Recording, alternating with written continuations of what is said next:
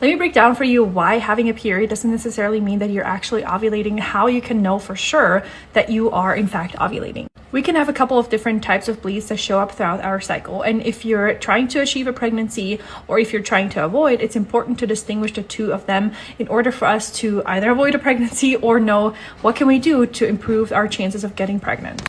All right, let's talk about the first type of bleeding. If you have irregular cycles or very long cycles, it can happen that your uterine lining is building up more and more throughout the month.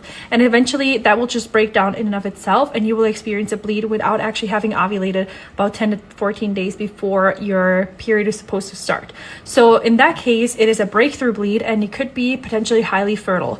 All right, next we could experience ovulation spotting or bleeding. And sometimes we might just have a little bit of spotting mixed into the cervical mucus that we experience during this time. But ovulation spotting or bleeding can also be heavier and therefore it could be mistaken for an actual start of a period. However, it is important, especially if we're trying to avoid a pregnancy, that we distinguish between an actual period bleed or ovulation spotting because ovulation spotting is highly fertile. So we want to make sure that we catch that and not fall into thinking like, oh, I'm safe, my period has started, I'm at the beginning of a new cycle, when in fact we're actually in the middle of potentially ovulating and therefore we could get pregnant.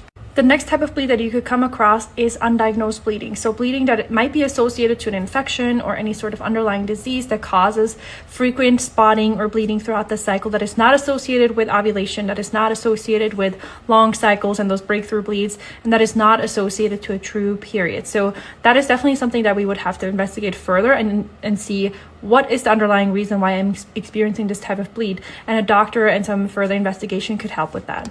Let's talk about true menstruation. True menstruation is following a 10 to 14 day high temperature phase on average. So 10 to 14 days is the luteal phase length on average, and having high temperatures during that time and then having a bleed indicates that that is the start of a new cycle. So for us, it's really important to identify, yes, I've had the high temperatures. I have confirmed ovulation in the past cycle. If you need help with that, I have a confirmed ovulation masterclass to help you exactly identify that. So identifying that you have ovulated in the past cycle shows you, yes, I am first of all ovulating, but also right now when my period starts, that's when my new cycle is starting.